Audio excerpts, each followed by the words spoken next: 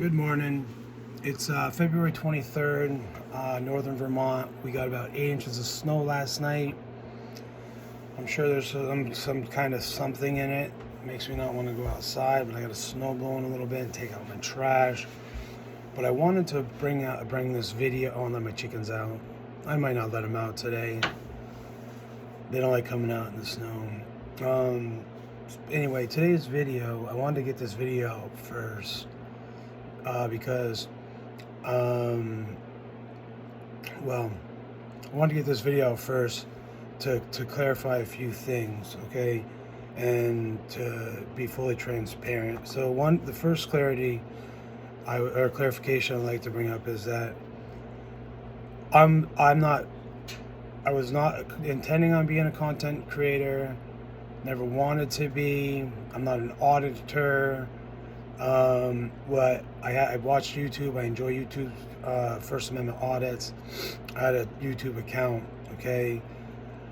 I ran into this situation with Winooski Police, my local city police, where they arrested me and fabricated charges against me and violated my rights. So what I did is I reached out to some YouTubers, and they decided not to help me because of how aggressive I was and the level of swearing. All stuff I address in other videos. I'm not going to get into all of that.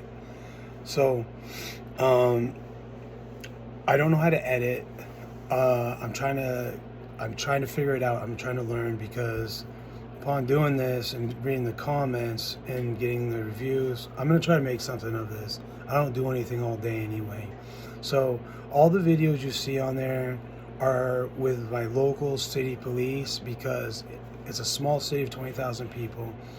It's low crime.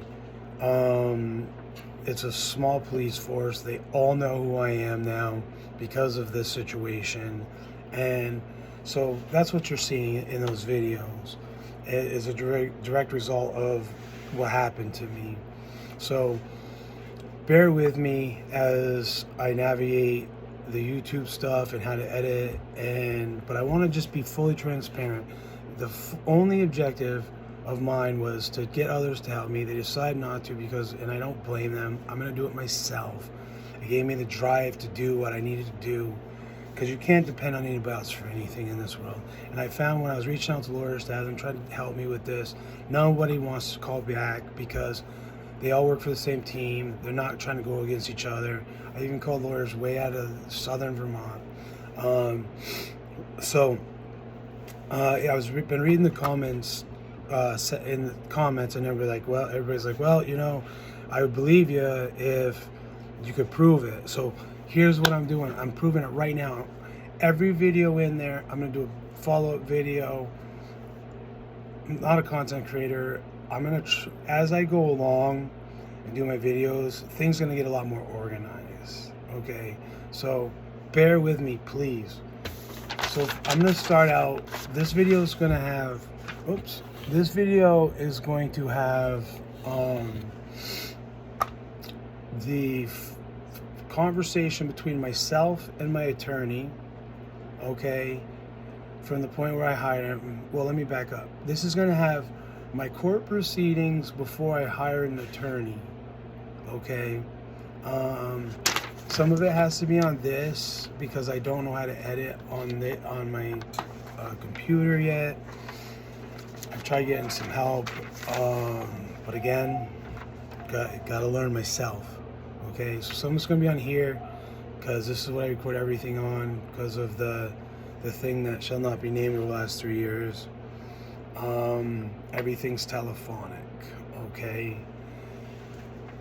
So I'm gonna skip like a couple little, like my first hearing,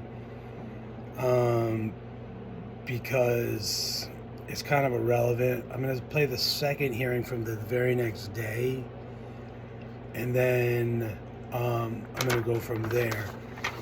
And so I'm gonna provide for you the full emails between myself and my lawyer's assistant from beginning to end, right?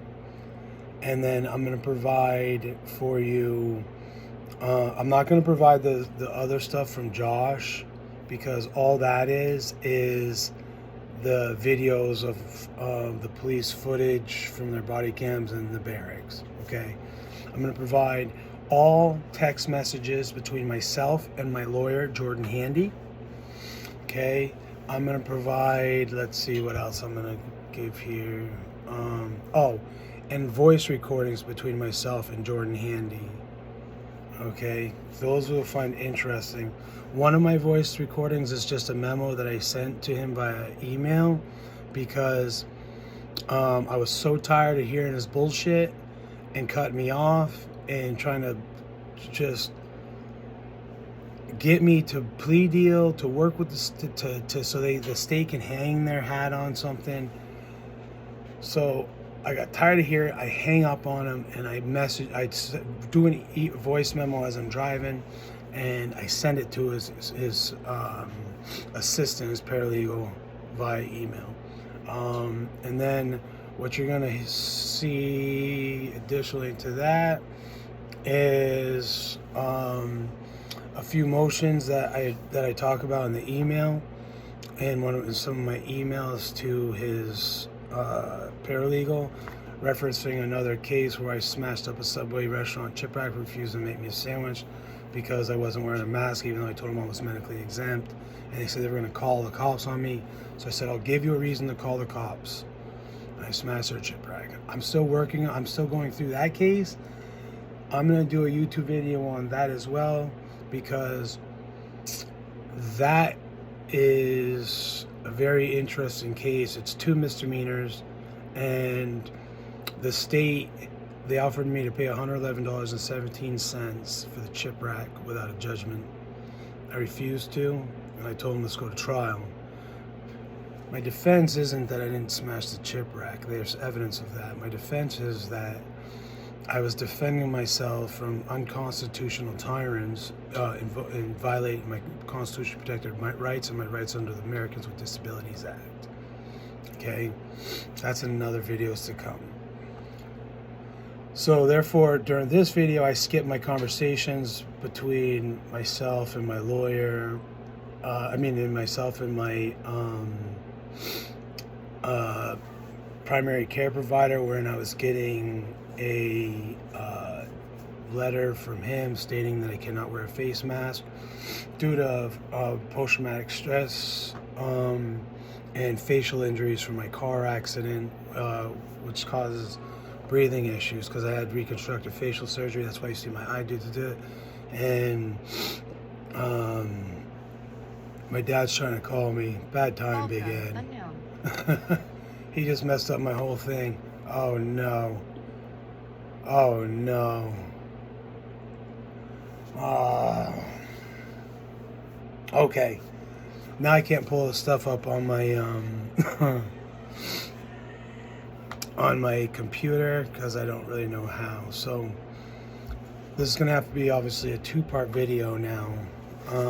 So I'm just gonna finish my train of thought where I was at now, address that, and then get back to it. Now what was my train of thought? Jeez. See, that's the problem with my brain injury. It's what you see there, and I got like a kind of a bloop shaped head. It was a nasty skull fracture. And I was in a medically induced coma for 6 weeks because of my injuries and the swelling in my brain and everything. And they had to do reconstructive surgery where they reconstructed this eye socket and cheekbone, and then this eye socket right here, and the cheekbone down through here. So, and then I had to have rhinoplasty and septoplasty to straighten my nose out, because it used to be a lot worse, but I used to have a really nice nose. So I'm just going to show you this. And then I'm going to ask you to come back, and then I'm going to ask you to come back for part 2. Because, like I said, I want to be fully transparent. I want to show everything. That way I can build trust. I can become a better content creator.